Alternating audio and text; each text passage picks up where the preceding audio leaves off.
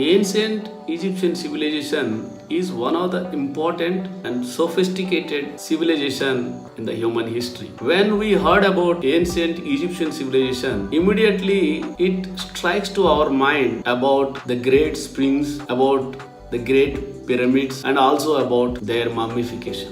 They left a great memories to the present day generations and also have contributed a lot in the human history. Even today, that ancient Egyptian civilization getting the attention of research scholars. This civilization have lasted 3000 years, means it's not an easy thing. From time to time, it also have updated itself and carried forward that updates for the next decades and centuries and millenniums. It left a fascinating and sophisticated things to the present day generation. All these things have been creating a fascinating interest to know about what is Egyptian civilization and what kind of contribution done by the Egyptian civilization in the course of the history, and what kind of traditions and culture left to this present generations also need to be studied. There are two important factors responsible for the sustenance and rise of this civilization. One was the geographical region of the Nile River. The other one was the contribution of the king Pharaohs. If you look at the Nile River region, it is located in the northeastern part of Africa, where it have been stretching from the central northeastern and leading towards the Mediterranean region, and then it is also merging in Mediterranean Sea. In the beginning, this river have been divided into two parts. One is that upper Nile River region and the other one is lower Nile River region. This Nile River region have provided favorable conditions for their sustained agriculture and cultivation, where this river always affected with the constant floods. These floods have helped to this region by bringing all the black soil and silting over there. That made the region more fertile, which created a favorable conditions for the sustenance of their agriculture. And it also provided fresh water and agriculture water. And in a year, almost about 3 seasons they used to cultivate. When it comes to the Pharaoh's contribution, and this region was divided into upper part of the Nile region and the lower part of the Nile region. King Narmen was considered as the founder of the Egyptian kingdom, where he merged the northern part and the southern part into one kingdom and unified it. Almost 3000 years, this Egyptian civilization have lost it. Even today also, so it have been creating a fascinating interest by the scholars and historians. This entire civilization can be classified into 3 phases. The first phase can be termed as an old kingdom phase. It lasted from 2700 BC to 2150 BC. During this time, the pyramids at Gaza and great Sphinx, they have been constructed. And the second phase can be considered as a middle kingdom. This kingdom or this phase have lasted from 2040 BC to the 1786 BC.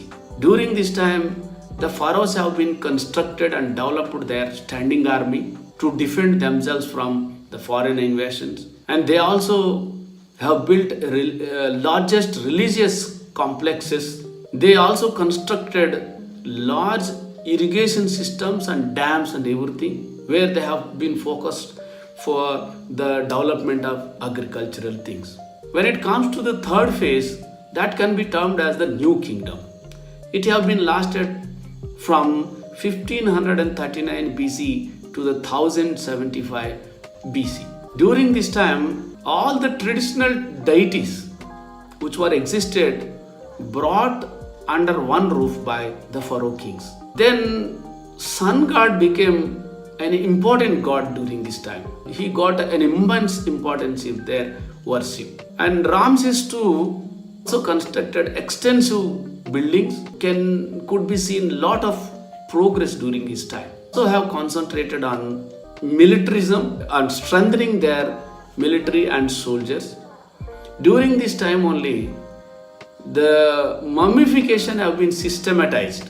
During this time, that Hebrew enslavement also have taken place, and consequently the liberation movements also have been taken place during this time. The pharaohs have followed theocratic monarchism. It does mean that they will act as a head of the state, and they will also act as the leader of the religion.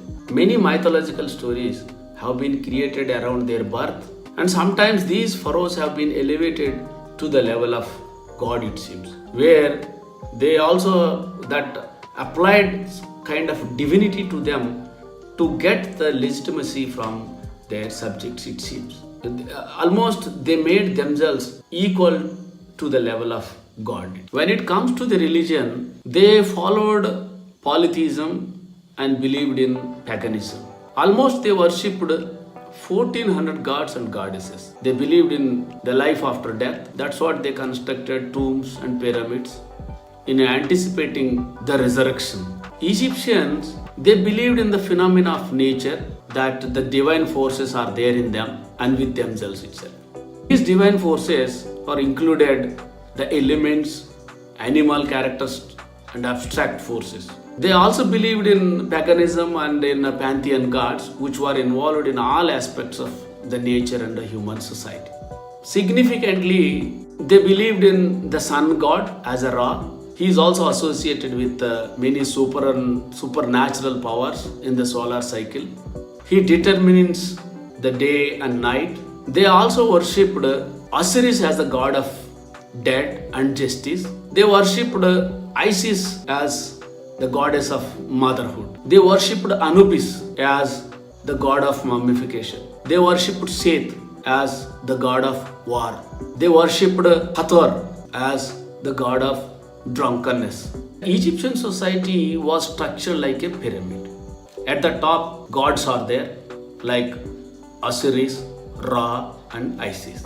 But immediately after them, Pharaoh will be there. And sometimes the Pharaoh also equal importance with the gods to this Pharaoh. Next level, government officials will be there, nobles are there, and after that, priests, soldiers, scribes are there.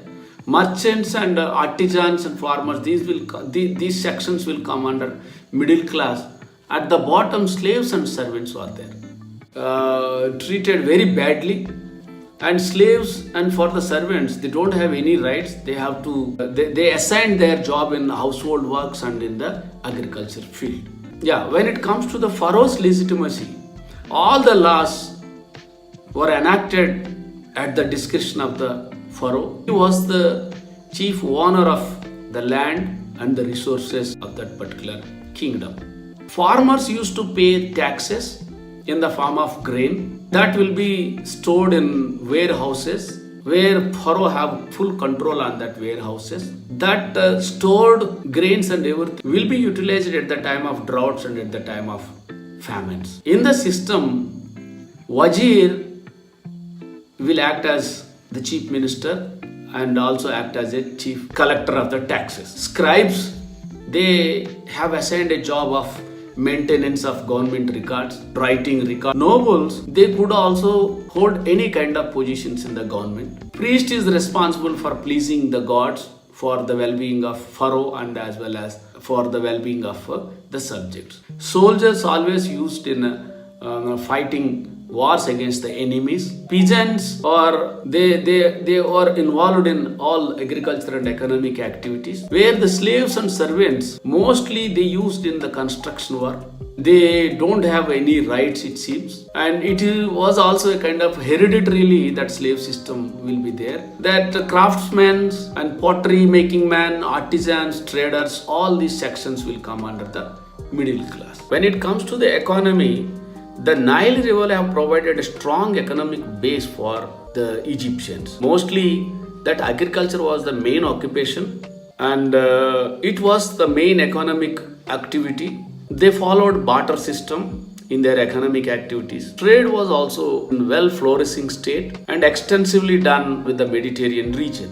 Mostly wheat, barley, corn, beans, dates, cucumber, and all these things. All these things they used to cultivate it. Overall, they also have done economy with the making the pottery and making linen cloth and selling in the markets and papyrus and making the paper parts and pottery jugs, and these are all their trading items. Mostly they have a good knowledge on the metal work. That metals can be known as copper, bronze, and tin. So this is what their important economic activity. At the outset, they made significant progress and contribution to the present society in all respects. They also had and possessed good knowledge on astronomy, so exhibited great engineering skills in constructing the great structures and great pyramids. Have a good knowledge, art, code, and music. They also have a good knowledge on surveying. Ancient Egyptians have made significant progress with respect to the development of advanced medical practices. But such a great civilization from the 1st century onwards have started decline. Because of the invasions made by Persians, Greeks, Romans, that the decline have been started. In later days, that the Muslim occupations what happened completely ruined this civilization and at last have lost its identity. But their pyramid structures still witnessing the relevance and their mummification and their structures and their belief system and their knowledge all are now acting as the living memories of their civilization till today. Thank you very much.